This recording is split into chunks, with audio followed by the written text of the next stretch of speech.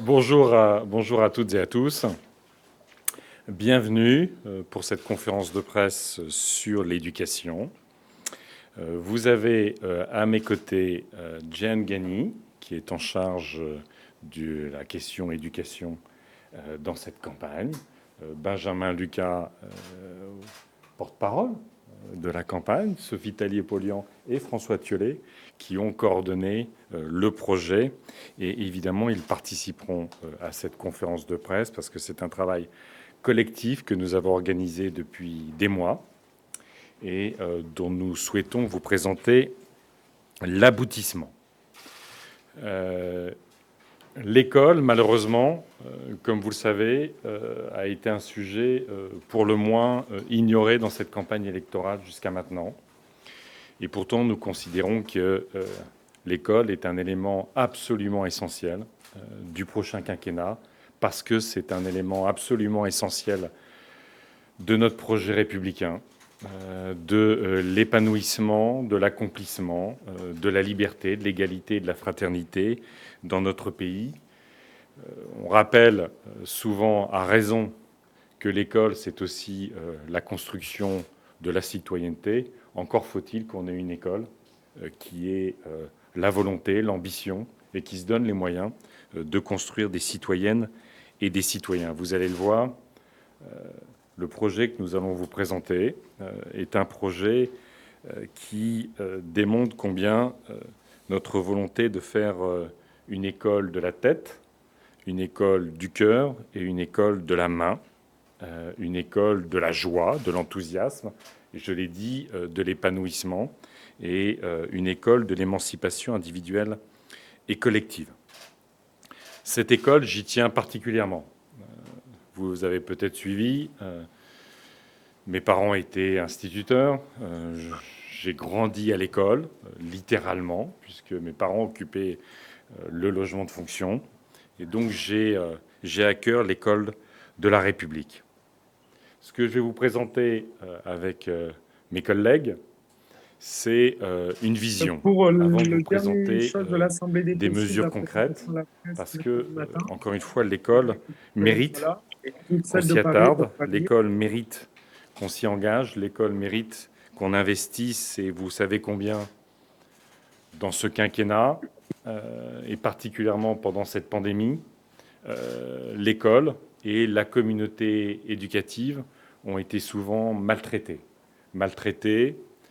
peu reconnues. Et aujourd'hui, dans les discours qu'on entend, notamment de la part du candidat sortant, il est évident qu'il y a la poursuite d'un projet politique, nous en discuterons, mais évidemment d'une absence dramatique de reconnaissance du caractère souvent héroïque dans lequel ont travaillé l'ensemble de la communauté éducative pour faire face à cette pandémie, pour faire face à évidemment une organisation de l'école, des temps de classe très difficiles, pour faire face à des difficultés psychologiques très lourdes chez les enfants.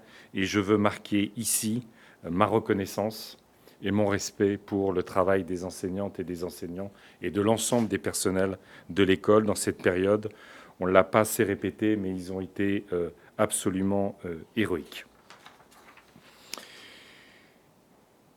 L'école, en politique, c'est souvent un champ de bataille. C'est souvent un champ de bataille avec des visions extrêmement, parfois dures, parfois étriquées de la question de l'école. Et notre volonté, à nous, c'est d'engager, je l'ai dit, derrière cette vision, un grand projet de réconciliation autour de l'école. Nous le devons à nos enfants et nous le devons à la fois à la communauté éducative comme nous le devons aux parents. L'école, ça n'est pas une carte postale sépia. Je vous ai parlé de mon enfance. Je pourrais vous dire à quel point, y compris l'école des années 60-70, était l'absolu, l'aboutissement de tout projet éducatif. Ça n'est pas le cas. Ça n'est pas le cas. Il ne faut pas avoir de nostalgie d'une école qui maltraitait encore plus les classes populaires et dont les perspectives d'ascension sociale à travers l'école étaient aussi très limitées. L'école, ce n'est pas une entreprise. Moi, je suis stupéfait d'entendre aujourd'hui des discours qu'on a collés à l'hôpital public il y a aujourd'hui 15 ou 20 ans. C'était l'idée de rendre l'école compétitive, uniquement compétitive, de créer la compétition entre les établissements scolaires, de voir l'école trop souvent comme une dépense, des enseignants dont il faudrait juger en permanence est-ce qu'ils sont vraiment engagés ou pas vraiment engagés auprès des enfants, et finalement d'avoir une école qui serait gérée sur les critères de la compétition, sur les critères de formation exclusivement d'une élite, et qui laisserait sur le bord de la route trop de nos enfants. Pour construire notre projet, évidemment, nous avons aussi travaillé sur les rapports, les analyses, les études. Nous avons travaillé avec les responsables syndicaux, nous avons travaillé avec les fédérations de parents d'élèves, nous avons travaillé avec les pédagogues, avec l'ensemble, encore une fois, des personnes qui, depuis des années, construisent une réflexion sur l'école. Et ces rapports, nous les prenons aussi sérieusement que les rapports du GIEC sur le climat. Et ces rapports, ils concluent souvent sur le même diagnostic. Notre école, malgré sa promesse de méritocratie, malgré sa promesse d'égalité réelle, aujourd'hui est une des écoles, dans les grandes démocraties, une des écoles les plus dures du point de vue social, l'une des plus brutales, et celle qui, au fond, ne permet pas, à travers l'école, l'école n'a pas à tout résoudre dans la société, mais ne permet pas, à travers l'école, de, réduire les inégalités qu'on trouve dans le reste de la société.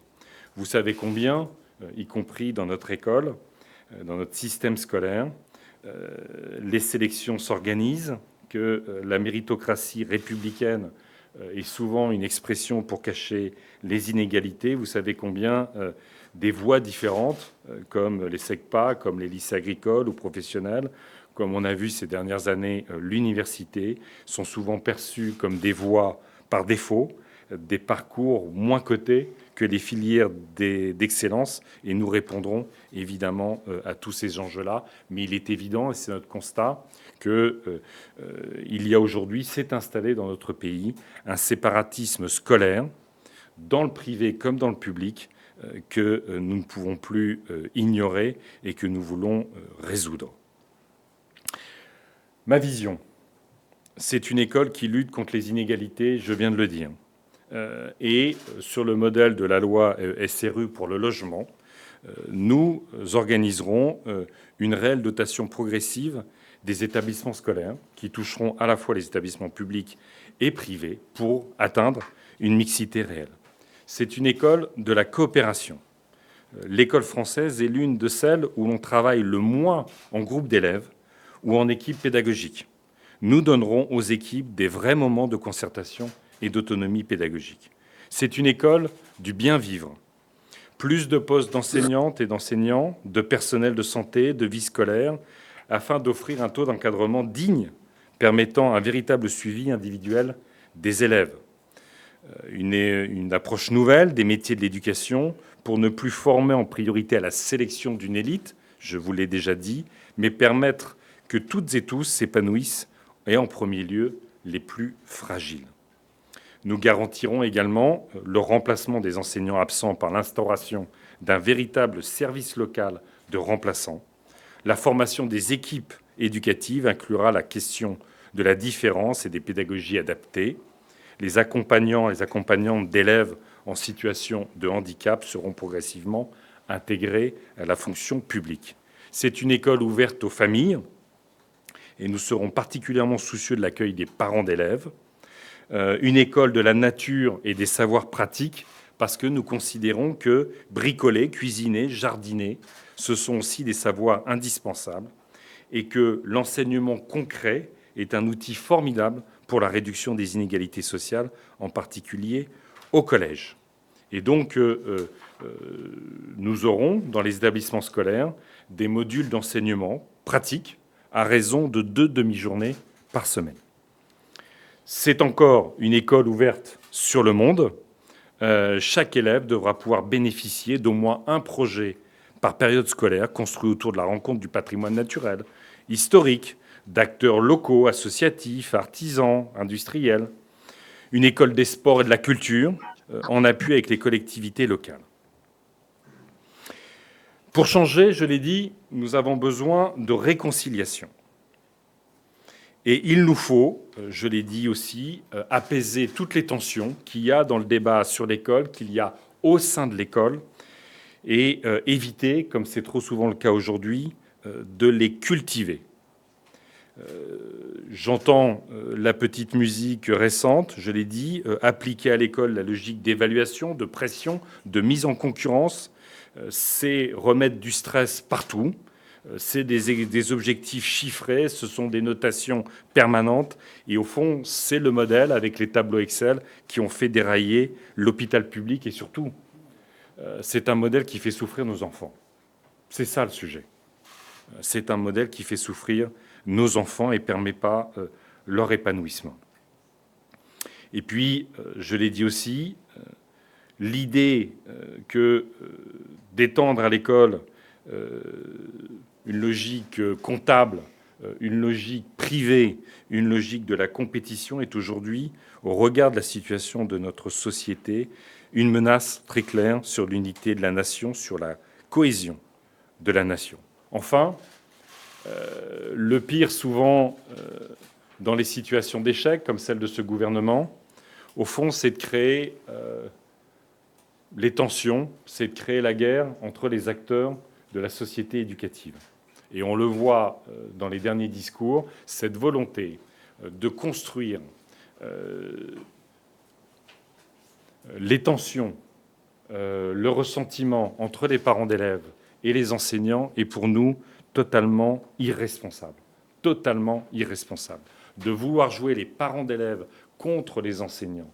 Et encore une fois, l'inverse de ce qu'il nous faut faire si nous voulons bâtir l'école de demain, une école que nous voulons développer avec l'ensemble des acteurs. Un grand chantier que nous voulons mettre en place, c'est à travers une conférence de consensus. Je l'ai évoqué ces derniers jours. Qu'est-ce qu'on veut faire ?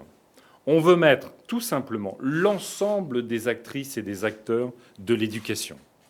Depuis, évidemment, les enseignantes, les enseignants, les parents d'élèves, les acteurs sociaux, les collectivités, l'ensemble des acteurs qui doivent participer à la reconstruction de l'école pour qu'elle soit cette promesse républicaine et cette promesse pour chacune et chacun. Donc nous lancerons cette grande concertation si les Françaises et les Français décident que nous gouvernions ce pays.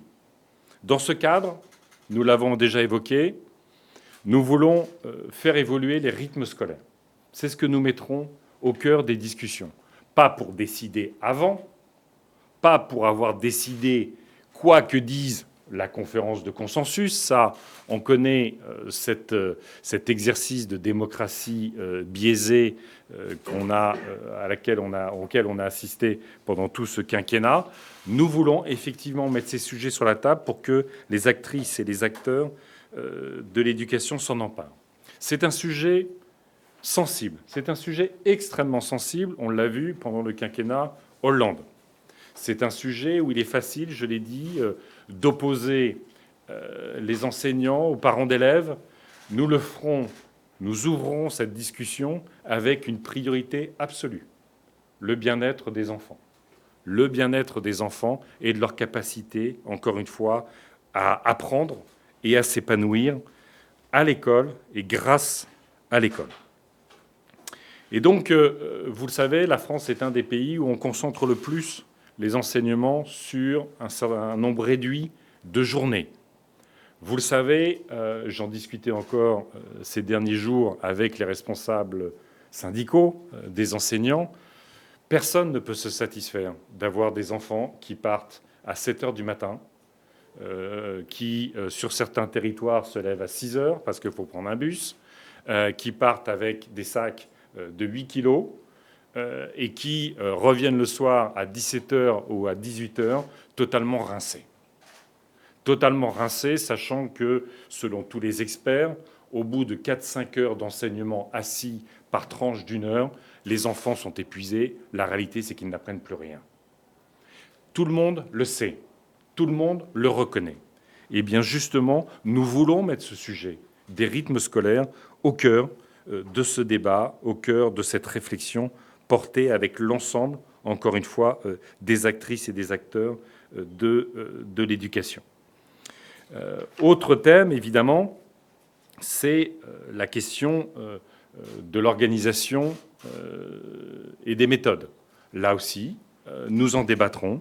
Nous en débattrons avec l'ensemble des actrices et des acteurs, mais avec un souci permanent. Nous savons, les professionnels, animés d'une passion infinie de la justice et de l'égalité des chances et des droits à l'école. Et donc, nous voulons que ces actrices et ces acteurs, encore une fois, parce que, j'y viendrai, nous en donnerons les moyens, puissent penser ensemble quelle méthode, mais surtout quelle ouverture sur la société. Nous savons, par exemple, que sur un certain nombre de savoirs fondamentaux, en France, il y a beaucoup plus de temps qui sont consacrés qu'à d'autres savoirs. Comment est-ce quelles leçons on en tire des autres pays? La question n'est pas de copier un autre modèle. La question n'est pas de dire tel modèle doit devenir le modèle français, mais comment on s'inspire des expériences, y compris en Europe et au-delà de l'Europe, pour penser ces pédagogies, pour penser l'adaptation, encore une fois, des pédagogies aux enfants et à leurs difficultés propres. Autre point, pour que cette école vive avec les parents, nous voulons que les délégués de parents soient pleinement reconnus et qu'ils soient associés et formés autant que nécessaire. Et nous envisageons aussi pour les parents d'élèves, pour exercer cette responsabilité très lourde, d'avoir un modèle comme le modèle des décharges syndicales, pour que, encore une fois, les parents puissent être des acteurs très, très influents, très participatifs de l'école. L'école du XXIe siècle, puisque c'est bien l'enjeu, c'est une école de tous les savoirs, ouverte sur le monde. Je l'ai dit, une école ouverte sur son environnement, la nature et les enjeux de la transition écologique. Une école qui tisse des partenariats avec le monde associatif, culturel et sportif, l'éducation populaire, le tissu artisanal, agricole et industriel local. Une école qui éveille aux pratiques démocratiques, à la reconnaissance de l'autre, à la coopération et à l'autonomie. C'est aussi une école où l'on peut apprendre autrement, sans opposer, je l'ai dit, les savoirs dits fondamentaux aux savoirs pratiques. C'est enfin une école qui donnera toute sa place à la diversité des savoirs. Nous voulons rompre avec la culture de l'apprentissage intensif et de l'évolution, de l'évaluation permanente. Pour celles et ceux qui ont des enfants, vous savez combien parfois on peut être sidéré d'un système de notation permanent dès le plus jeune âge, qui fait que les gamins ont l'impression de jouer leur scolarité à chaque note. Et il y a des formes, encore une fois, d'épanouissement, de fierté, de reconnaissance et de valorisation des potentiels qui ne sont pas au rendez-vous avec ce système de notation permanente. C'est très anxiogène pour les enfants. Vous le savez, tous les parents le savent. La diversité des savoirs, j'en ai parlé, des apprentissages et des compétences. Au collège, un équivalent de 2 heures par semaine pour les apprentissages pratiques. Et je l'ai dit aussi, un voyage scolaire par an et un voyage en Europe sur l'ensemble de la scolarité pour tous les élèves. Nous transformerons aussi le Conseil supérieur des programmes en une haute autorité garantissant la pluralité et l'indépendance de ses membres. Le Conseil supérieur des programmes ne peut pas n'être que, au fond, le porte-parole du ministre. Ça ne correspond pas, encore une fois, à la nécessité absolue de faire vivre une école plurielle et intelligente du point de vue de sa pédagogie. Nous voulons des enseignants moins isolés, avec des temps de co-enseignement, de regroupement des classes, des heures de concertation dédiées à la construction d'outils pédagogiques et de travail et d'évaluation en commun.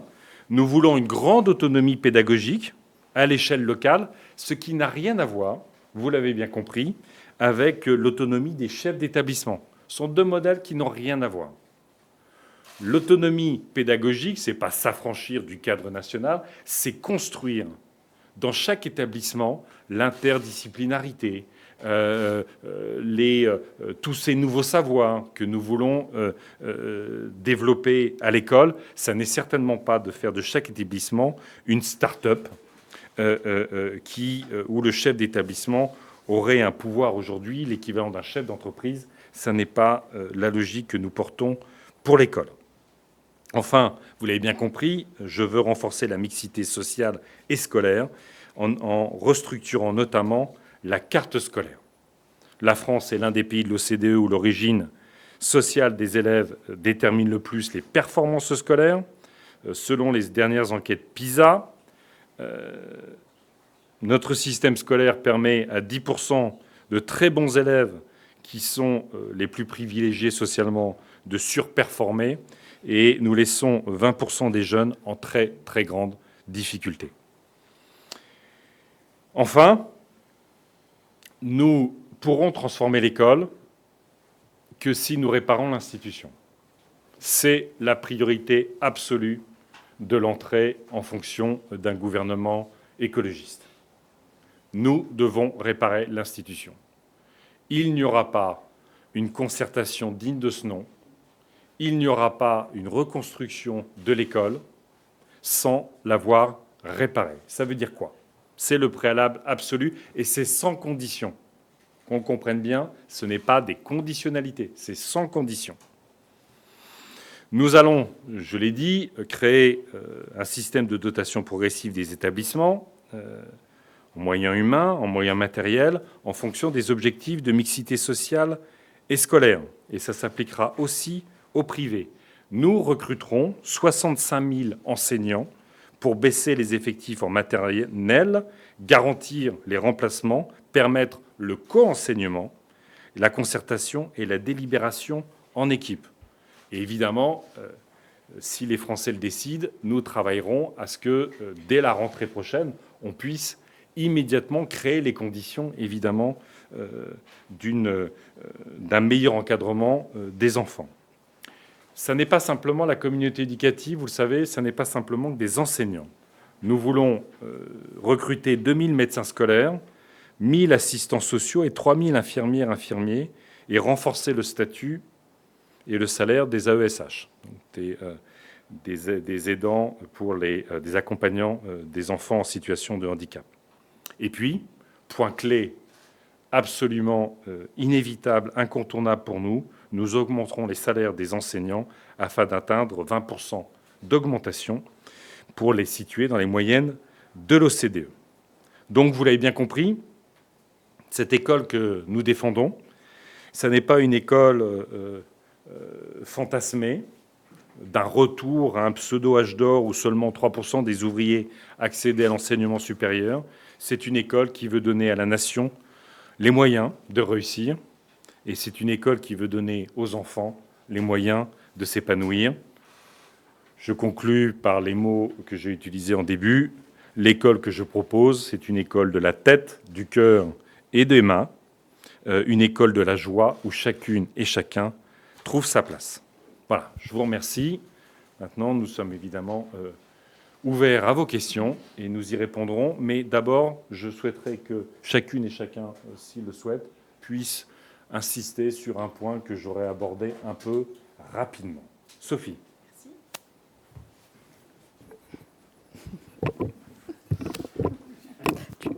Voilà. Oui, non, mais je crois que Yannick a dressé avec beaucoup de complétude le panorama général et la vision qu'il a de l'école, qui est quand même un fondement de notre contrat social et de notre République. Je voulais juste ajouter un point sur la question des élèves en situation de handicap.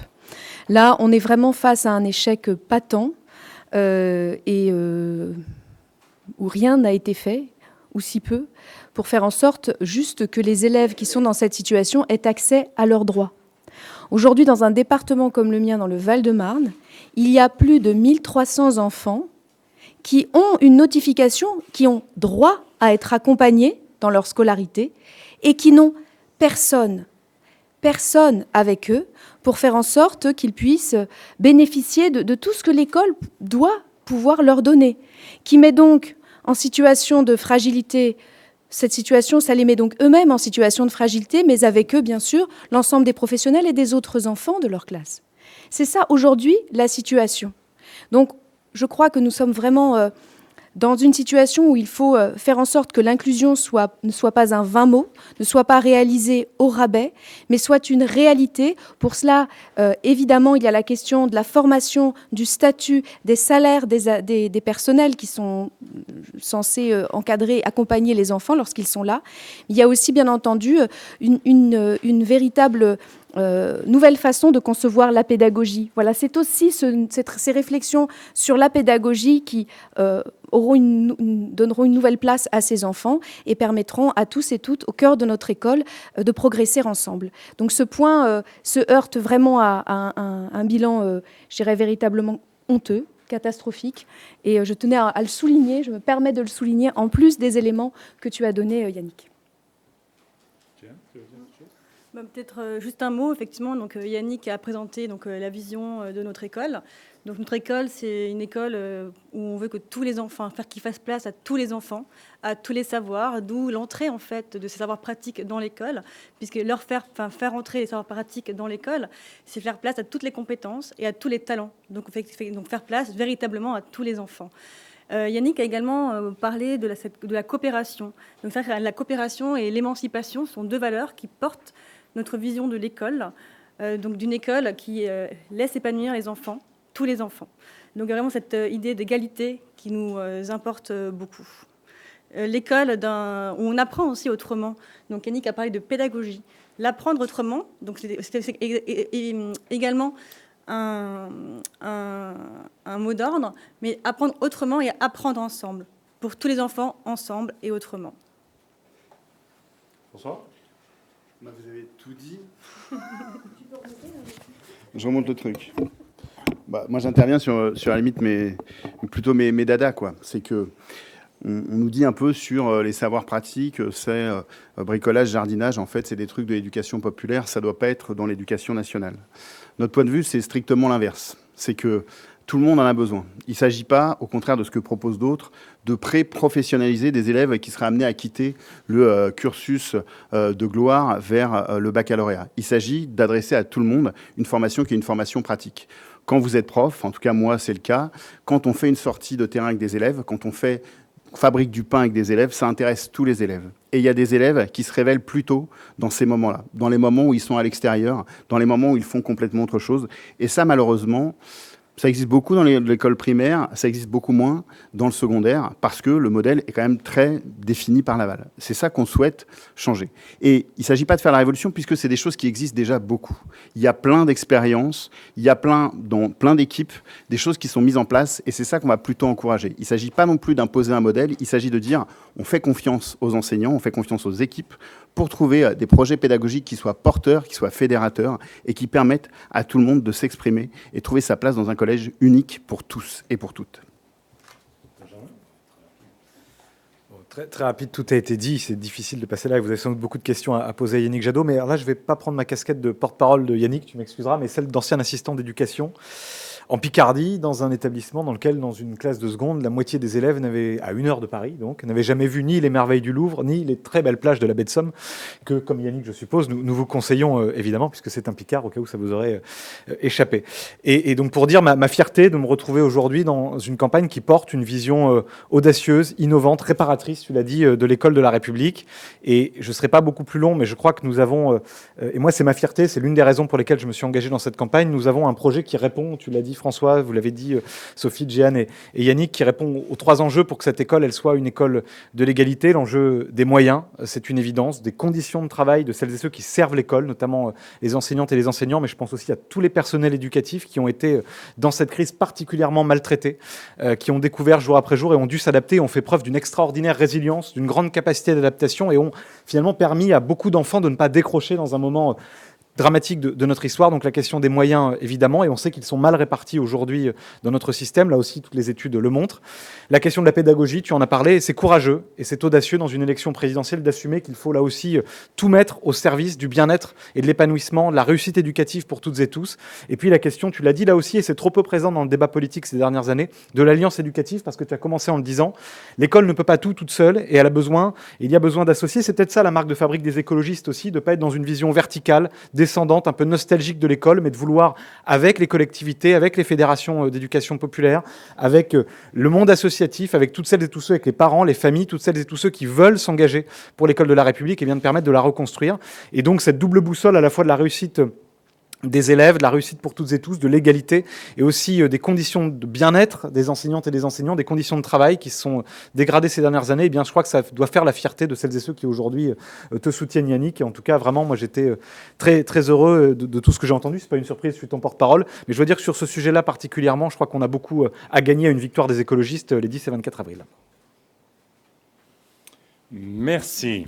Bon, il ne vous a pas échappé que, évidemment, nous faisons le lien entre l'école et l'enseignement supérieur qui relève d'autres éléments du programme. Mais pour nous, au fond, le désinvestissement qu'on a vu ces dernières années dans l'école, on le constate aussi dans l'enseignement supérieur et particulièrement à l'université, avec une baisse sur les 10 dernières années, je crois, de près de 15% de l'investissement par étudiant.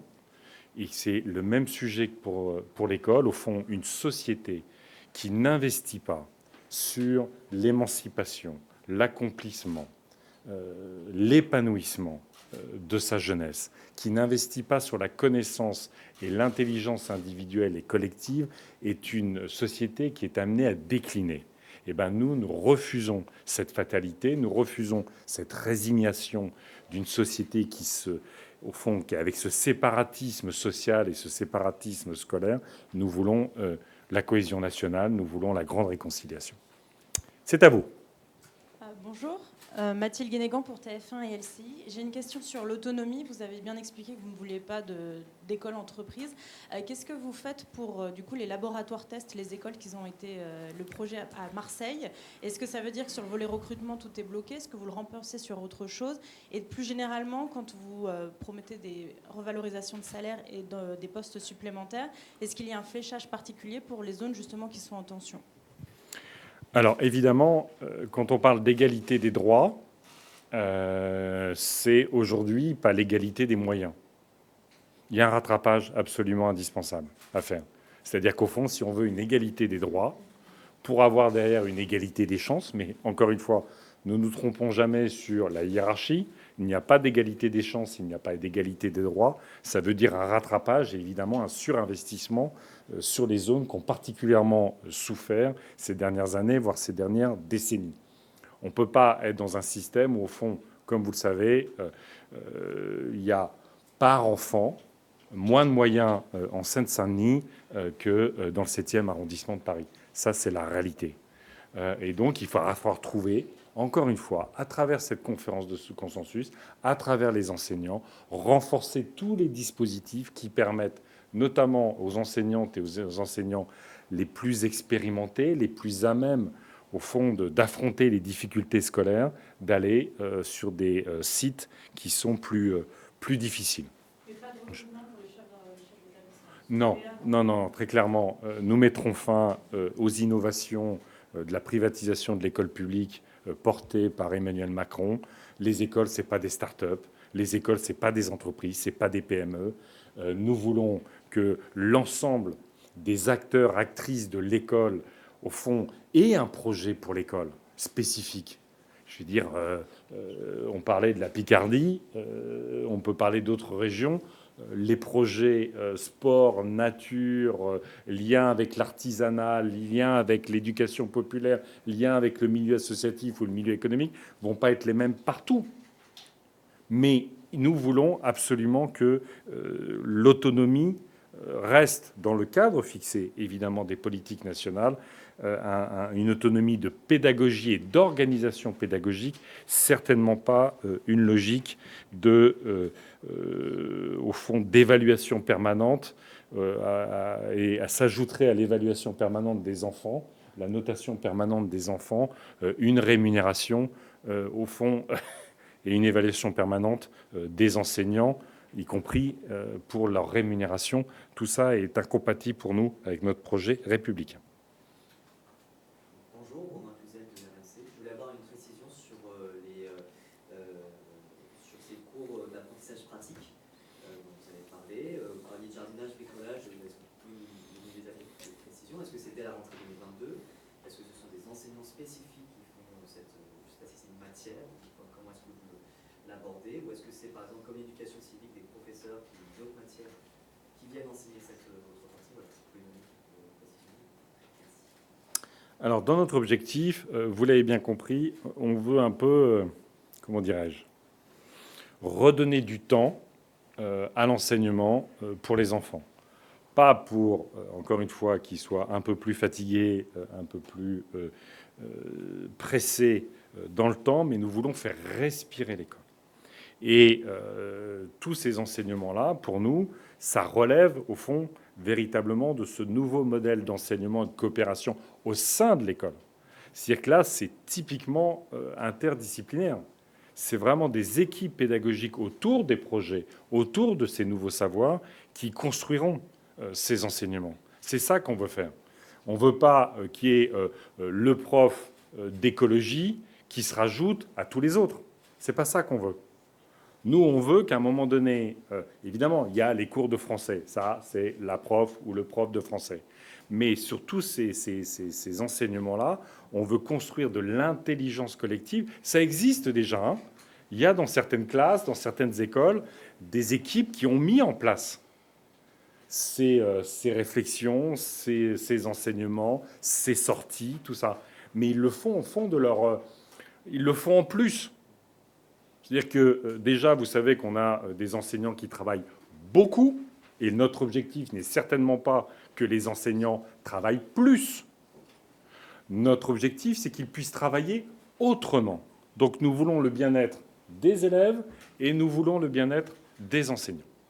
C'était la rentrée, pardon. C'était la rentrée 2022. Écoutez, on va... Non, l'objectif sur la rentrée, c'est pas, encore une fois, d'anticiper le résultat d'une conférence de consensus. L'objectif de la rentrée, c'est au maximum de réparer l'institution, de lui redonner confiance. Donc ça veut dire hausse de salaire.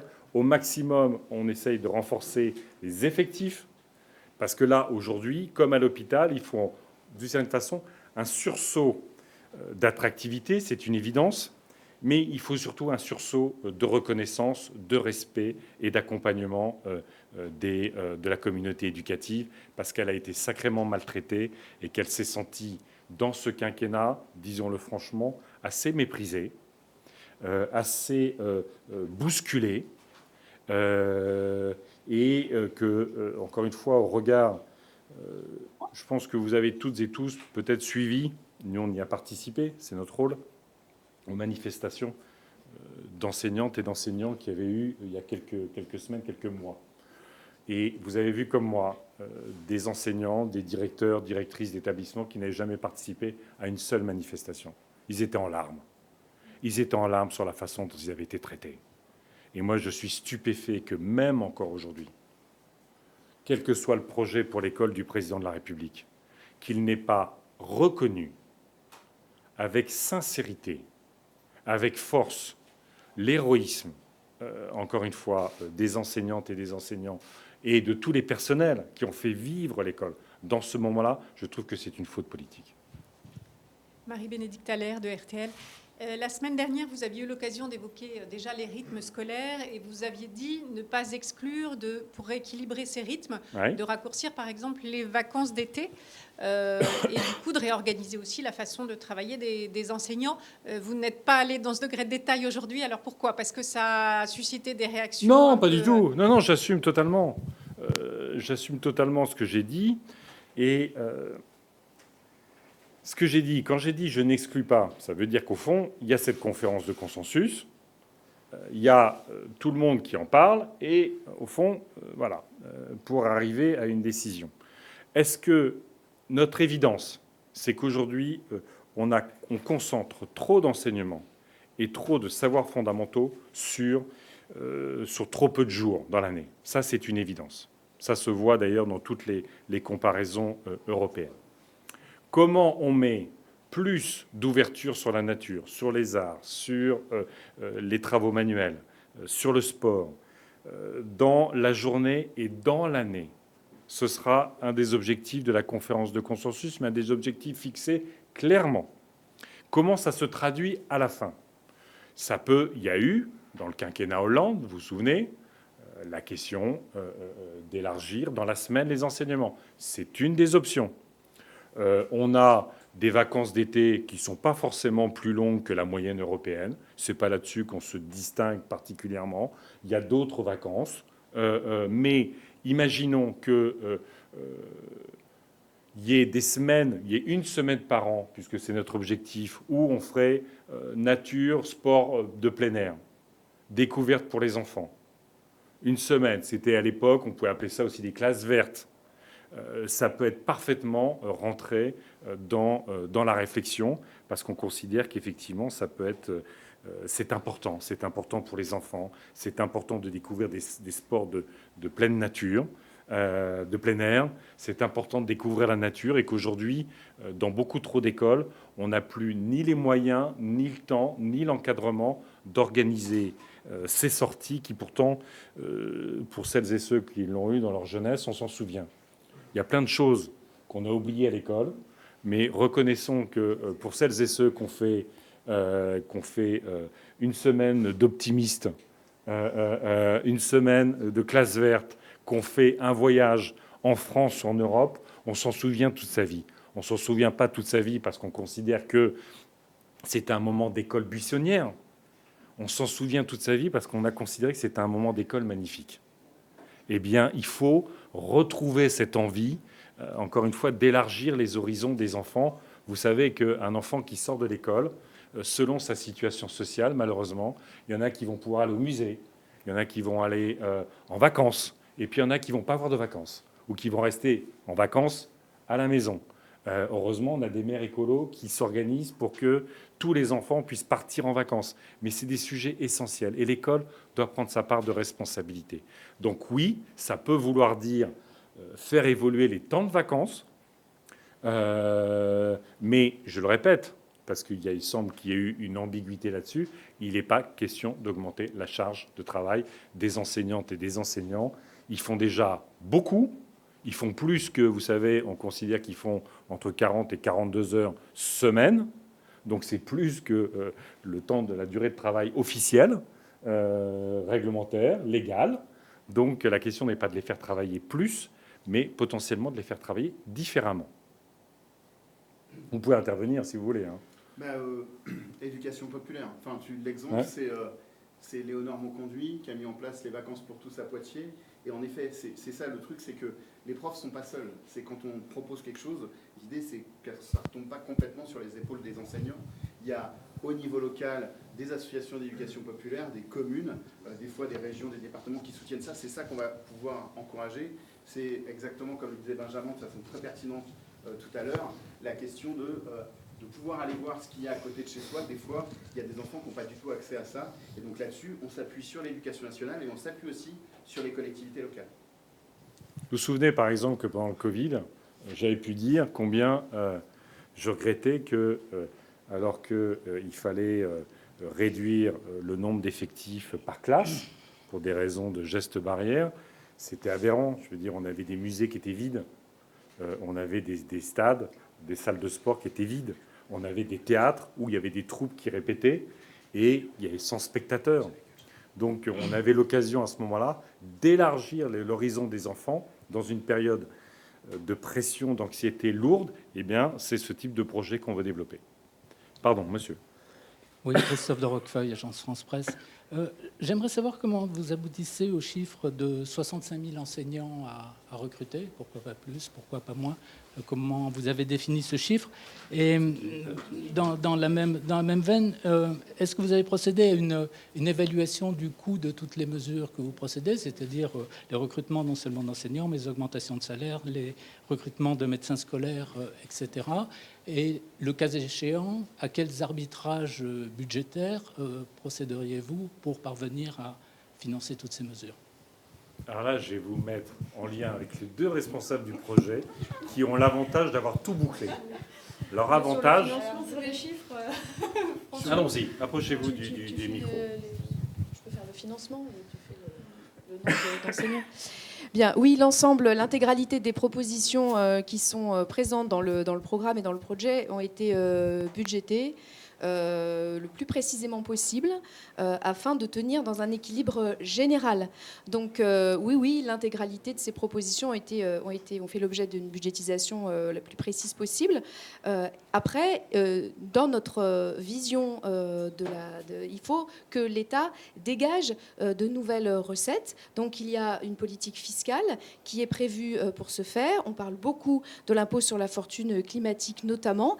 Et il y a un budget de 25 milliards d'euros par an pour le grand retour des services publics, comme le dit très souvent Yannick, et donc dont l'école fait évidemment partie. J'ajoute que quand on parlait des collectivités, quand on voit la situation aujourd'hui, notamment des propositions de M. Macron, le candidat à sa propre succession, qui nous propose une nouvelle réduction de 20 milliards d'euros sur ce qu'il appelle pudiquement la sphère publique, c'est-à-dire, on le sait aussi beaucoup, les collectivités. On sait que dans toute cette architecture de coopération entre l'éducation nationale et les collectivités, l'école va encore avoir des difficultés à faire financer ces projets. Et si ces dernières années, il y a eu des collectivités qui ont vendu les endroits où elles envoyaient les enfants en vacances, qui ont réduit le nombre de classes vertes, etc., c'est aussi lié à ces réductions budgétaires sur le dos des services publics locaux. Donc, bien entendu, nous sommes dans un nouveau pacte avec les collectivités territoriales, parce qu'il ne s'agirait pas de se défausser, que l'État se défausse sur les collectivités. Tu compléteras. Oui, donc pour les 65 000 enseignants recrutés, donc c'est en priorité effectivement pour l'école maternelle, ce que Yannick Jadot a précisé tout à l'heure, pour réduire les effectifs qui bien souvent sont nombreux, puisqu'on a bien conscience que les inégalités aussi se creusent dès le premier âge. Donc l'accent sur l'école maternelle et sur des effectifs à 25 a été porté donc, sur cette école maternelle. Ce sont également des recrutements pour des heures pour les concertations, puisque donc on vous a présenté ces heures de concertation qui donc sont des moyens pour créer de la coopération, pour permettre la coopération dans les établissements scolaires. Et il y a également, dans ces 65 000 postes, la question des remplaçants, des contractuels, qui pourraient être titularisés. Vous avez également posé la question votre deuxième question, c'était sur les chiffres. Le chiffrage, donc c'est 4,5 milliards. Oui, pour le paquet éducation. Quinquennat. Ouais, on va vérifier, mais je pense, c'est ça. Alors, c'était par an. C'est 4 milliards par an. C'est 4 milliards et demi par an. Sur le quinquennat, ça fait pas beaucoup. Mais on a bouclé, ça a été dit. Nous, en fait, on boucle réparation de la société, on a un bouclage global. Plus de recettes pour plus de dépenses, là où c'est prioritaire. Là où on assume l'endettement, auprès de la Banque centrale européenne, c'est sur toute notre partie investissement. L'école est un investissement, mais investissement dans le bâtiment, investissement dans les transports, investissement dans les énergies renouvelables. Tout ça, on assume parfaitement la logique de l'endettement à l'échelle européenne auprès de la BCE. Mais pour le reste, toute la partie, ce qu'on appelle réparation de la société, notre budget est stabilisé. On pourra vous envoyer le chiffrage, on va vous le transmettre. Je vous en prie, madame. Elsa Modèle, Libération. C'est juste d'abord pour compléter ce que vous disiez sur les enseignements pratiques. Ça veut dire que vous allez, j'imagine, prendre des heures sur d'autres choses, puisqu'il ne s'agit pas de demander aux enseignants de travailler plus, donc les prendre sur quoi? Et une autre question, enfin une nouvelle question, qu'est-ce que vous entendez par l'instauration d'un service local de remplacement? En gros, comment vous voulez résoudre le problème du remplacement? François Thiollet. Alors, pour les savoirs pratiques, on prévoit un volet d'heures supplémentaires pour pouvoir faire ces savoirs pratiques. Pour le coup, l'exemple récent dans les collèges qu'il y a eu, c'est ce qui s'appelait les EPI, qui officiellement existent encore, mais qui en fait ont été complètement stoppés avec l'arrivée d'Emmanuel Macron et de Jean-Michel Blanquer. Il s'agit de proposer des heures supplémentaires et sous la forme de projet. Ça peut être par exemple, si on prend l'exemple de la cuisine. Je ne sais pas si vous avez écouté l'émission de cuisine de France Inter qui a lieu le dimanche dernier, c'est sur Marcel Proust et la cuisine. Vous avez capacité de faire un projet de cuisine avec du français. Donc, le prof de français avec un intervenant extérieur, ça peut être aussi un prof de lycée professionnel, pourquoi pas, et on travaille sur un projet de cuisine qui s'intègre à la fois dans une progression en français et dans une progression en technologie, voire une progression en langue. C'est plutôt comme ça. S'il s'agit de faire une sortie, une excursion à l'extérieur, et ça existe en fait déjà, il y a une partie qui peuvent être prises sur des heures de cours classiques de façon ponctuelle et une partie sur des volants d'heures supplémentaires. Et là, pour le coup, c'est une répartition qui est faite au niveau des établissements en fonction des choix pédagogiques des équipes en fin d'année. L'autre question, j'ai oublié.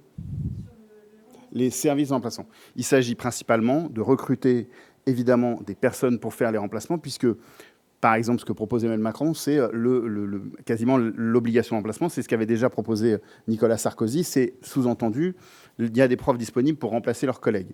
Ça, pour le coup, c'est des gens qui ne sont pas allés souvent dans des établissements scolaires, puisque en fait, vous n'êtes pas forcément disponible là où il y a des moyens, et puis de prendre au pied levé une classe qui n'est pas la vôtre pour lui faire un truc que vous n'avez pas du tout prévu, en réalité, c'est efficace ni pour vous, ni pour les élèves.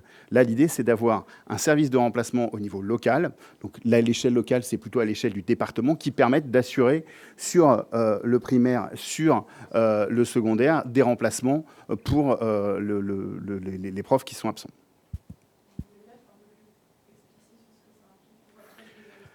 Ça implique plus de postes de TZR, typiquement titulaire remplacement sur zone, qui aujourd'hui, si ça existe toujours, mais aujourd'hui, ils sont affectés essentiellement à l'année ou sur des périodes très longues. Il n'y a plus, à l'origine, quand ça a été créé, c'était justement pour répondre à ces questions de... Il y a pour les primaires, les brigades, en fait, il faut qu'on ait ce type de modèle aussi pour le secondaire. Qu'on essaye. L'objectif, c'est de remplacer au plus vite, mais c'est surtout d'avoir une réponse qui soit une réponse au plus proche. Donc ça veut dire d'avoir des profs qui sont surnuméraires à un moment donné pour répondre à ce besoin de remplacement. Et s'ils ne font pas du remplacement, typiquement, on peut les mettre sur des projets interdisciplinaires dans le collège où ils sont. C'était, en réalité, là pour le coup, quand on a créé les TZR, c'était un peu ça l'idée. Mais au fur et à mesure, on a réduit ça pour réduire le nombre de postes. On a une question à distance pour le Café des Possibles avec François Jarreau. Pédagogique, pardon. Oui, bonjour. Merci de me donner la parole. Alors, la question du budget, elle a été posée, donc on va se contenter de la réponse. Mais par contre, il y a une question sur la pédagogie. Comment vous allez concilier la volonté de changer la pédagogie, le respect des enseignants et de la liberté pédagogique, et aussi avec la tradition hiérarchique dans l'éducation nationale? Merci. C'est totalement la question de la conférence de consensus. Comment on sort des blocages que vous mentionnez, comment on crée la formation qui permet d'y répondre, ce sera au cœur de la conférence de consensus. Moi, je ne souhaite pas imposer verticalement un changement, évidemment, des pratiques, des méthodes et de l'organisation du travail. Je l'ai dit, ça se fera évidemment avec les enseignantes et les enseignants. Ça, c'est une évidence absolue.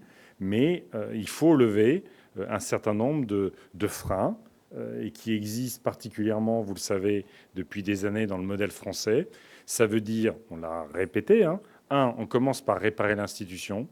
On crée les conditions de travail et de rémunération qui permettent à la communauté éducative et particulièrement aux enseignants de mieux respirer en exerçant leur mission.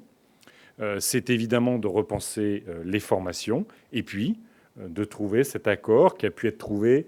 Cette conférence de consensus, on s'est évidemment inspiré de ce qui s'est passé en Finlande, qui a permis de faire de la Finlande un des pays considérés comme modèle aujourd'hui en éducation. Encore une fois, l'idée n'est pas d'appliquer le modèle finlandais, mais de faire confiance à l'intelligence collective de ce type de processus. On a une nouvelle question à distance pour Attendez, il y a l'Obs. encore une... Oui, il n'est pas fini. je pense que ce qui est aussi en lien, par exemple, avec la rénovation et une profonde réflexion collective sur la pédagogie, c'est tout ce que disait Yannick sur la place de l'évaluation et des notations. Ça, ça n'enlève pas aux enseignants chacun de travailler de leur manière et de préserver l'autonomie. Mais il y a quand même aujourd'hui des injonctions à la notation permanente qui viennent de l'éducation nationale et qui influent. Donc comment on travaille là-dessus? Et puis on cite le modèle finlandais global, mais on peut citer aussi le modèle italien, par exemple, en termes d'inclusion des élèves en situation de handicap. Et c'est aussi là une autre manière de réfléchir et d'appliquer au niveau pédagogique. Aujourd'hui, nous proposons, dans le meilleur des cas, aux élèves d'avoir quelqu'un qui les accompagne et ils doivent finalement essayer de trouver leur place dans le modèle, je dirais, normal, de la norme, alors qu'en Italie, on a une conception complètement différente de la place des élèves en situation de handicap, avec 2 enseignants qui se font regard. Et donc voilà, il y a des choses qui vraiment mériteraient d'être débattues au sein de la communauté éducative dans sa globalité, avec tous les acteurs autour de la table. Donc il y a beaucoup de champs de travail, beaucoup de champs de possibles pour faire avancer ensemble notre école. J'ai pas compris la tradition hiérarchique. Ça, je veux bien que vous m'expliquiez ce que vous entendez par tradition hiérarchique. L'école est une institution qui a une longue habitude de transmission hiérarchique extrêmement descendante du sommet vers la base. Je pense que là-dessus, vous serez d'accord avec moi. Carrément. OK. Alors, on n'a pas de dogmatisme pédagogique. De toute façon, le principe de la pédagogie, c'est justement de se défier d'une forme de dogmatisme. Il n'y a pas une solution, et là, pour le coup, on ne va pas faire comme Jean-Michel Blanquer avec les neurosciences. Il n'y a pas une façon d'apprendre, il y a plein de façons d'apprendre différentes.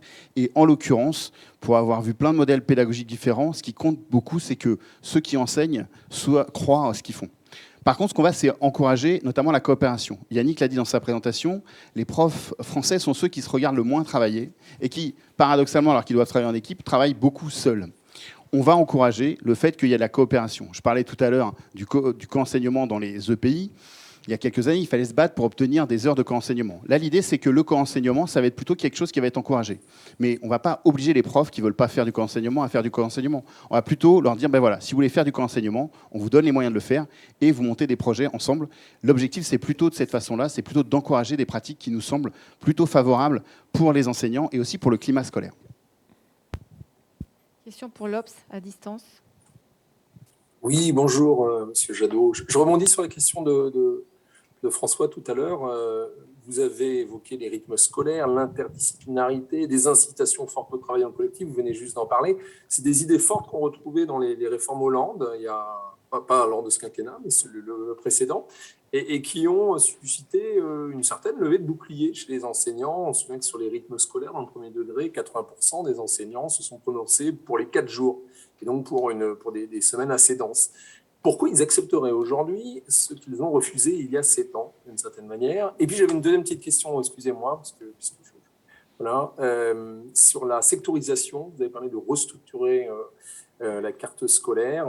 Comment l'envisagez-vous, sachant que c'est une prérogative des collectivités, que la plupart des collectivités, hélas, ne sont guère allantes sur ces sujets? Alors, sur le premier point, il y avait eu incontestablement un effort sous le quinquennat Hollande de remettre des effectifs qui avaient été sacrifiés sous Sarkozy.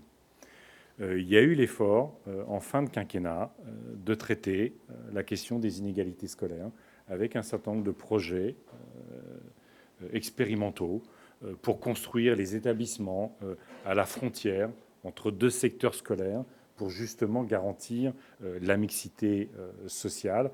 Vous connaissez, on en parle régulièrement, des exemples à Toulouse ou ailleurs, où il y a des choses dont on peut parfaitement s'inspirer. Et ça montre, quand il y a une volonté, il y a un chemin. Sur la question, pourquoi ils accepteraient aujourd'hui ce qu'ils ont refusé. Mais je vous rappelle que la plupart des syndicats d'enseignants étaient plutôt favorables pendant la campagne présidentielle de François Hollande et à l'arrivée de François Hollande au pouvoir sur faire évoluer les rythmes scolaires. Mais c'est que le processus après a été politiquement dramatique. C'est-à-dire que vous aviez un ministre de l'Éducation qui continuait à se batailler pour sa feuille de route et des doutes qui s'étaient installés ailleurs, y compris à l'Élysée. Et qu'à partir du moment où il y a des doutes sur des changements assez profonds, que s'orchestre le combat entre les parents, les enseignants et tout ça, à un moment donné, au fond, vous arrivez à une situation totale de blocage. D'où la conférence de consensus. Enfin, c'est vraiment... on a nos idées, vous l'avez compris, on a une vision pour l'école. On a un cap que nous voulons fixer. Mais nous savons que en la matière, sur un sujet aussi sensible, eh bien, il va falloir mettre les gens autour de la table, prendre le temps, autour de ce cap, de trouver le bon accord, parce qu'effectivement, les parents peuvent avoir des exigences ou une praticité de l'école qui n'est pas la même que les enseignants, qui n'est pas la même que les élèves. Et c'est ça qu'il va falloir mettre en relation. C'est un pari d'intelligence collective, mais c'est un pari qui a réussi dans d'autres pays et nous souhaitons qu'il lève les freins, parfois des conformismes, à des résistances des uns et des autres. Bonjour. Je t'en prie. Juste pour ajouter un élément, je pense que la difficulté aussi dans le quinquennat précédent, c'était de travailler dans une période où, d'un côté, il y avait ce travail sur l'école qui était censé s'appuyer sur les collectivités, et dans le même temps, les baisses de dotation des collectivités, qui ont conduit aussi à une difficulté majeure pour se donner les moyens des ambitions. Et je crois que cette contradiction-là, eh bien, on en a tiré leçon. Absolument. Bonjour, Anne-Charlotte Dussault du JDD. J'ai deux questions. La première, vous dites que vous voulez créer un système de dotation progressive des établissements sur le modèle de la loi SRU, en se basant sur des critères de mixité sociale et scolaire. Je voulais savoir quels sont ces critères. Est-ce que c'est des nouveaux critères, des critères qui existent déjà? Et une autre question, je crois que vous voulez revenir sur le bac, la réforme du baccalauréat d'Emmanuel Macron. Ça sera quoi? Ça ressemblera à quoi, le bac de Yannick Jadot? Alors moi, j'ai passé un bac B. À l'époque, c'était un bac B. Voilà. Sur la question... la première question, c'est quoi? Les dotations. Eh bien, très clairement, je l'ai dit sur la mixité scolaire. Aujourd'hui, en tout cas la mixité sociale dans les établissements scolaires est un sujet pour nous absolument essentiel. On voit qu'aujourd'hui, et toutes les études le démontrent, nous avons le système d'assignation scolaire et sociale l'un des plus lourds, l'un des plus conservateurs au niveau de l'OCDE. Donc effectivement, les établissements qui suivent les objectifs de mixité sociale bénéficieront de davantage de soutien. Il y aura une forme de bonus-malus finalement sur les établissements scolaires, et les établissements privés rentreront, parce qu'évidemment les établissements privés bénéficient de dotations, et les établissements rentreront dans cette grande perspective de mixité sociale qui nous paraît indispensable. Là aussi, on sait que c'est pas simple. Personne ne prétend que c'est simple. Et moi, j'entends parfois beaucoup des parents défendre de manière formidable, ambitieuse, avec ferveur, l'éducation, l'école publique, mais considérer que finalement, à un moment donné, au regard des moyens qui sont mis dans l'école publique, mettre leurs enfants dans les écoles privées. Ça, c'est une réalité sociale de notre pays. Eh bien, nous voulons corriger tout ça. À la fois que, évidemment, l'école privée assume sa part, mais qu'on donne suffisamment de moyens à l'école publique pour qu'au fond, nous n'ayons pas, comme parents, ces injonctions contradictoires entre ce que nous voulons pour la République, ce que nous voulons pour tous les enfants et ce que nous choisissons pour nos propres enfants, parce que nous avons tous à cœur qu'ils réussissent.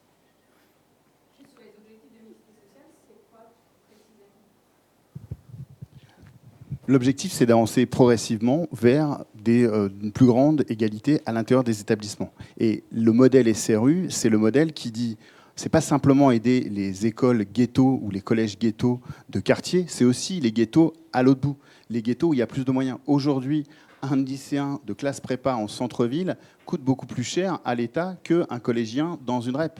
Et si l'idée, c'est de répartir équitablement les moyens, pour le coup, c'est là qu'il doit y avoir la transparence, pas tant sur la performance, mais sur les moyens qui sont alloués à chaque élève dans chaque établissement.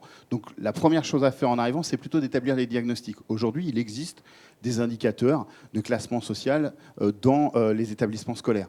Il y a une indexation relative des moyens, mais pour le coup, ça concerne moins les établissements privés. Et l'idée, c'est vraiment de ne pas ouvrir une guerre publique-privée, puisqu'il y a des établissements privés qui font des gros efforts de mixité sociale, là où d'autres ne le font pas du tout. Mais ça concerne aussi des établissements publics. C'est ça l'idée. C'est qu'on agit aux deux bouts de l'échelle et pas simplement à un bout de l'échelle en disant on va donner plus, mais surtout, on va laisser les enfants des quartiers populaires dans les quartiers populaires, parce qu'on sait très bien que ce qui favorise la réussite de tout le monde, c'est une vraie mixité.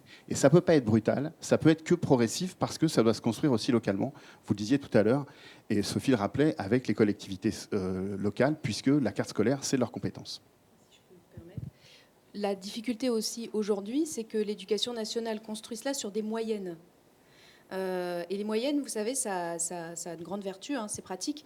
Mais en fait, quand on ne regarde pas les écarts à la moyenne, eh bien, on se retrouve avec des établissements où il y a une grande mixité sociale et où finalement, eh bien, il n'y a pas d'aide particulière, alors même que ceux qui sont en grande difficulté, eh bien, ils auraient besoin de moyens supplémentaires. Donc, il faut que les crédits soient mieux répartis. Bien entendu, cela ne veut surtout pas dire de baisser les crédits des établissements les plus en difficulté. Et je crois qu'on est là, évidemment, sur toujours ce préalable d'augmentation du budget, mais qui permettra aussi d'être plus en phase avec les réalités de terrain.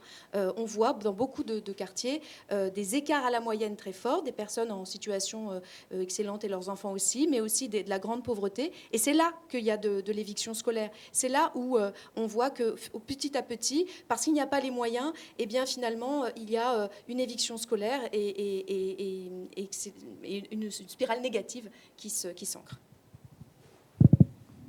Sur le bac,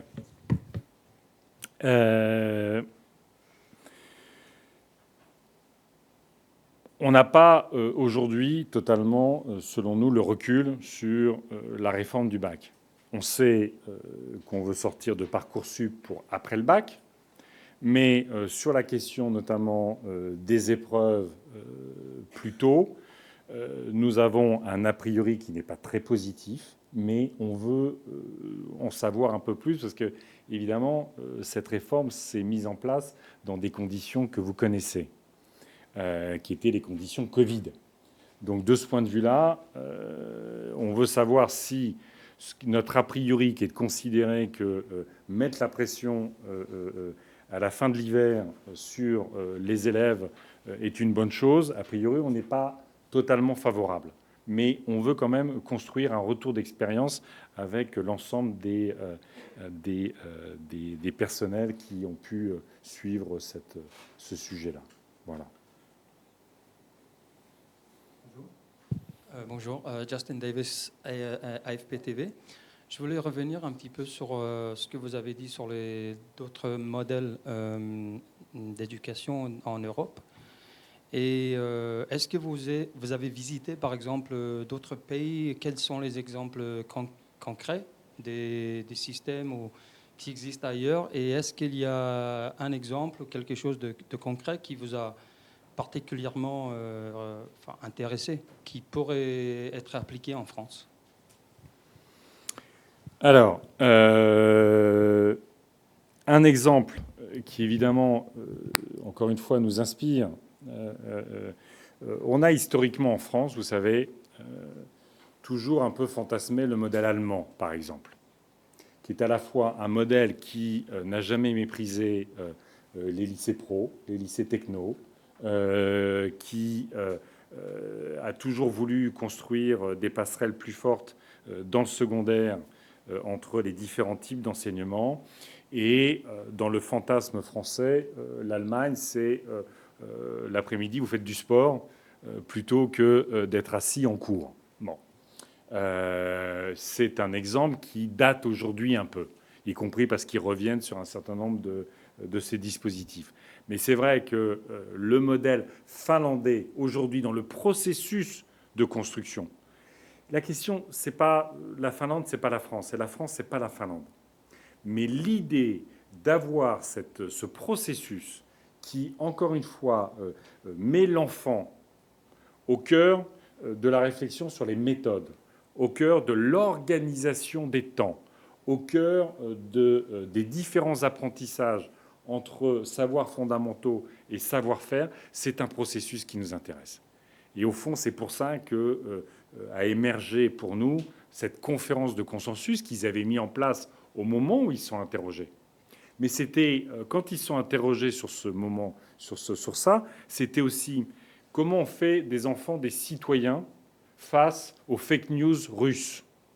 Enfin, c'est tout ça qu'ils ont mis. C'est comment on construit des enfants qui intègrent la question numérique. Comment on construit un esprit critique sur l'information que l'on reçoit. Au-delà, effectivement, d'en faire des enfants qui sont plus sensibles aux enjeux de la tolérance, de la diversité, du consentement, plus sensibles à la question de la nature. Tout ça nous intéresse.